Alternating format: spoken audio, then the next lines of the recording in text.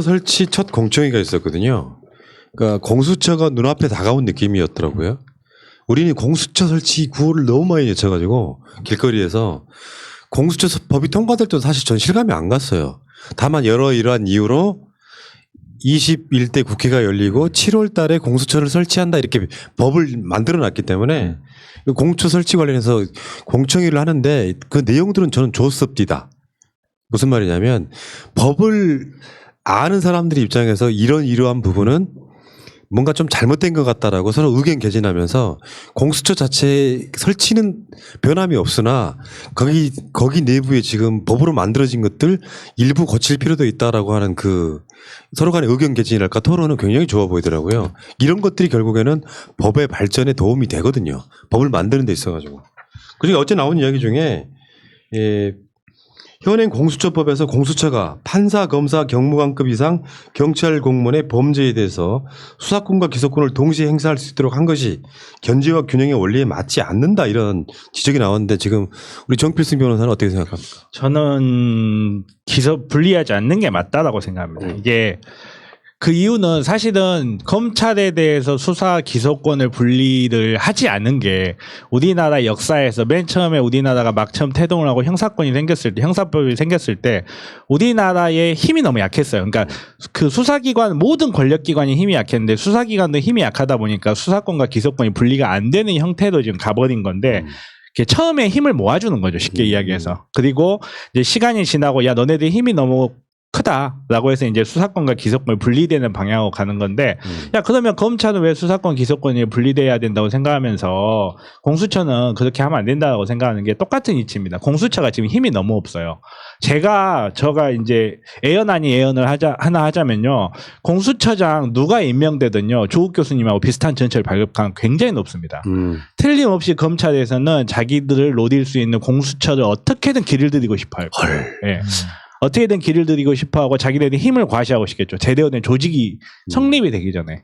그래서 또 뭐 무슨 요만한 꼬투리 하나 잡고 공수처장이 뭐가 어쩌니 공수처 검사가 뭐가 어쩌니 왜냐하면 검사는 공수처장을 또 수사할 수 있거든요. 그래서 상호 견제가 그렇게 가능해지는 거니까.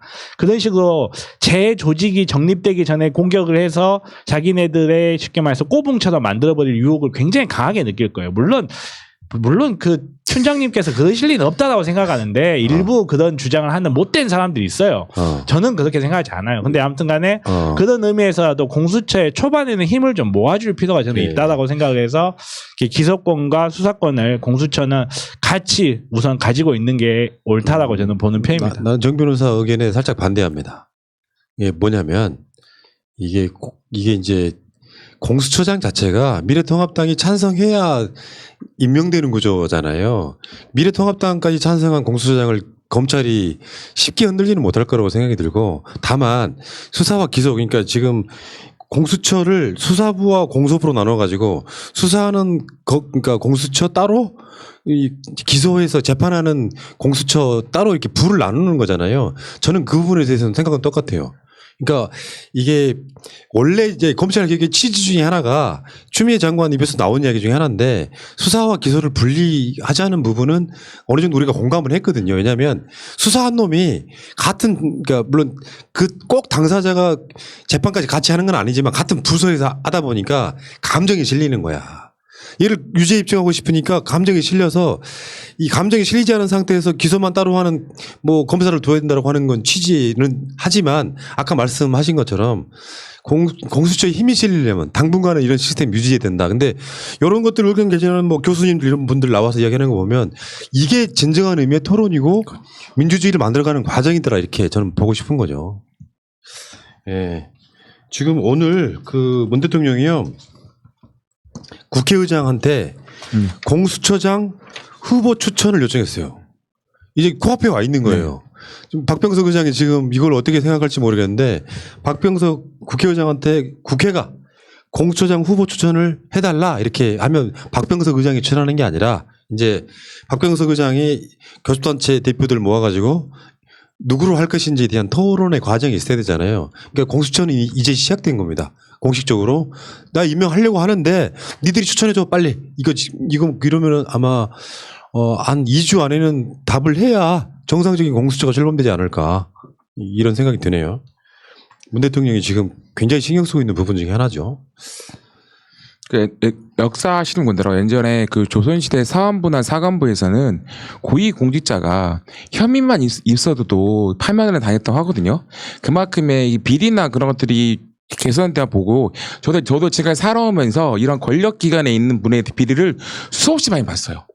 저는 옛날에 관공서에 있을 때부터 공익요원 하다 보니까 어제도 뭐 공익요원이 본 공직자 비리로 나왔는데 그럼 이런 것들이 고의부터 하면은 밑바닥에 있는 공직자들도 비리를 할 생각을 안 합니다. 이번에 또 과감하게 해서 이런 우리가 진짜 깨끗한 사회를 하는데 우리나라가 좀 됐으면 좋겠습니다. 예. 자, 그 얘기는 여기까지 하겠습니다. 자, 다음에 이 탈북단체, 대북 전단 살포했던 탈북단체가 오늘 압색을 한 상황이거든요. 아, 진짜 깜짝 놀란 게요. 그 큰샘, 이 큰샘이 박상학 동생이 하는 거잖아요. 박정우라고. 그러니까 형과 동생이 지금 이 찌라시 날리는 세계 단체 두 개를 먹고 있는 거거든요. 근데 그 큰샘을 압색하는데 위치가 어디 있나 봤더니 강남구야. 나 솔직히 강남 가서 방송하고 싶거든요. 근데 왜 못 가는 줄 아시죠? 세가 너무 비싸.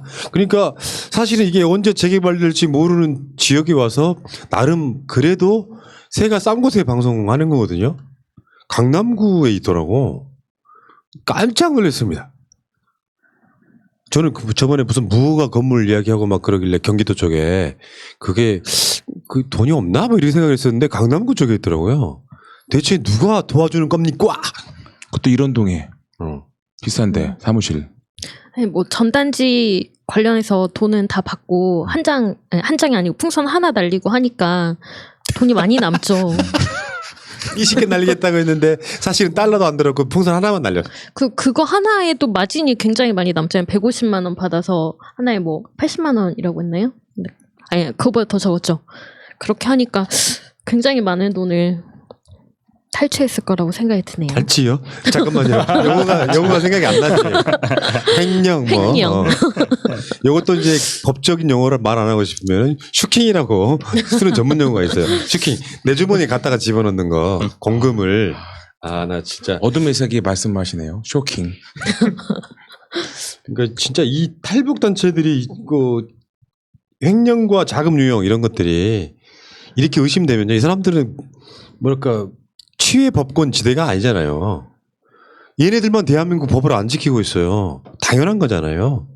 그러니까 무슨 뭐 법인이라든지 이게 허가가 나 있는 상황에서 지금 경기도 같은 데는 다 취소시키겠다 이런 건데 박상학 입장에서는 오늘 그 사진 찍힌 거 보니까 잔뜩 쫄아 있더라고. 그러니까 가장 깐죽거리는 대표적인 인사가 박상학이잖아요. 탈북 전단 금지시키겠다 하면은 언론이 나와가지고 막 해볼 때면 해봐 이런 식으로 막 진짜 그렇게 말을 해요. 근데 막상 압색 딱 들어가니까 자기 동생 사무실에 압색을 먼저 했거든요. 막 급하게 달려오는데 표정을 보니까 잔뜩 쫄아 있더라고. 이 새끼가 자유대한민국의 법과 이런 것들을 한번 맛을 제대로 봐야 됩니다. 아 정말 짜증나더라고 진짜. 너무 멀리 갔죠. 그 SBS 기자들에 대해서 벽돌 던지고 했다는 게 특수상해거든요.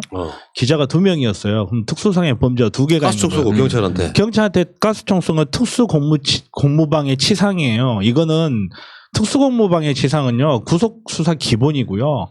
5년 이상 나오는 게 아주 흔해요. 근데 왜 구속도 안 되고 수사도 안 받냐고. 그러니까 나중에 들어보니까 결국 체포가 되긴 됐었던 모양이던데 그게 정확하게 확인된 건 아니거든요. 근데 정말 체포도 안 나오고 저는 그거 보면서 굉장히 의아했거든요.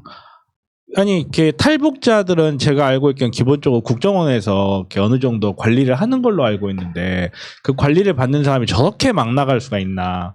이렇게 정말 일반인이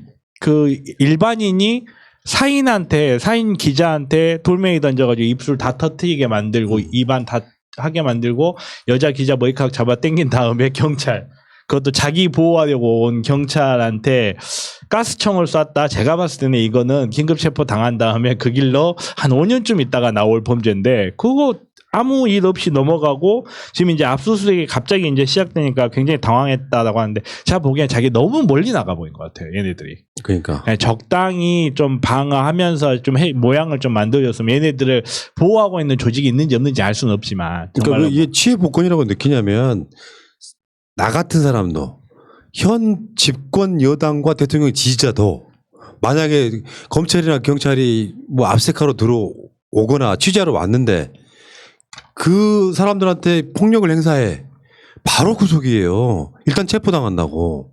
근데 버젓이 동생 사무실이 압색당하고 있다니까 차 타고 달려와. 잔뜩 쫄아 있기는 합디다만 이건 말이 안 되는 거잖아요. 얘는 사실은 법을 과대 해석하면 국가보안법 위반이라니까. 지금 이 단체가 사단법인이 통일 관련 사단법인은 지자체장이 하는 게 아니라 통일부 산하거든요.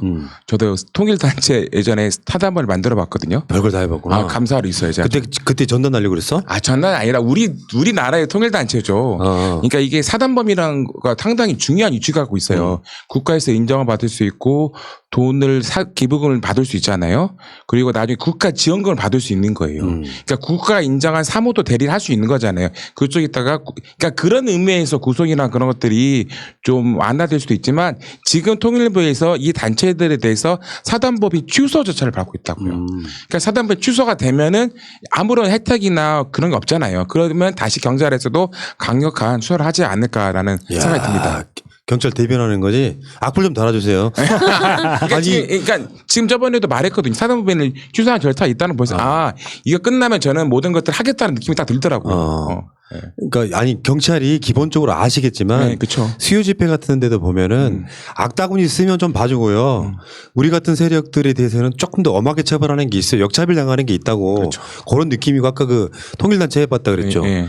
전단지 날려요. 좋은 의미로 그쵸. 북한의 전단지를 날리는데 우리 통일합시다. 우리 화해해요. 이렇게 날릴 수도 있잖아. 왜 이상한 찌라시만 날아가야 되냐고. 그렇게 맞습니다. 당신들이 발전이 없는 거야. 저는 우리나라 쪽이 대북 전단 날리는데 우리 같은 동포 여러분 사랑합니다고 날릴 수도 있는 거잖아. 그렇죠. 네. 왜 그걸 못해? 아이고 날리지 말라 그랬으면 날리지 말아야지. 아니 무슨 뭐 부당한 지시를 한 것도 아니고 나 북한에서 저렇게까지 나오는데 쉽게 말해서 외교 문제를 일으키고 있는 거잖아요. 외교 문제를 일으키고 있으니까 그거 좀 날리지 말라 했으면 네 알겠습니다 안 날릴게요 하면 되는데 이걸 말 그대로 정말 문재인 정부를 만만하게 본 건지 아니면 맞아요. 자기네들이 뭘 하건 어차피 보수 단체에서는 자기네들 지지해 줄 거다. 왜 문재인 정부한테 해가 되는 일이니까 라고 판단을 한 건지 모르겠는데 아니 날리지 말라고 하면 안 날리면 되는 일인데 그거를 뭐 자기네들이 뭐 북한 인권이 어쩌고 저쩌고 하면서 날린다는 그 발상 자체가 사실 너무 참신하잖아요. 근데 그 미통당이 국회에 같이 국회 정론관에서 기자회견 할 때는 미통당이 다 해줄 거라 생각했죠. 그렇죠, 그렇죠. 근데 그게 지금 해줄 수가 없어. 옛날같이 국회의원이 빼기 좋지가 않습니다. 경찰까지 힘을 못 쓴다는 거 알고 조사 받으면은 잘못했구나 생각이 드는 거죠. 그리고 우리 정병이 말했던 그 5년 이상의 징역을 들은 거예요 이제. 그러니까 감옥에 딱 들어가면요. 사람이 심리적으로 3일만 지나면 그때 답답해 뒤진대요. 사람이 인신을 구속하는 거잖아. 못 돌아다니게 자유의지로 못 돌아다니게 아예 가둬놓는 거잖아요. 인간한테 굉장히 엄청난 형벌이 가두는 거거든요. 요걸로 한번 박상하기도 한번 5년 좀 살아봐야 이게 대한민국이 만만치가 않구만 이런 생각이 그런 생각이 드는데 진짜 그 희한한 캐릭터들 들어와가지고 대한민국에 정말 여러 가지로 민폐 끼치고 있습니다. 정말 훌륭한 탈북자는 홍강철, 김연희님 같은 분들이세요. 진짜 훌륭하신 분들이세요. 자. 김연희님은요 속아서 내려와서 가족 만나서 북한에 가고 싶어 하거든요. 그렇죠. 근데 안 보내주는 이 법도 좀 바꿔야 됩니다. 여러분 오빠는 갓난 스타일 많이 시청해 주시기 바랍니다. 네, 알겠습니다. 여기까지.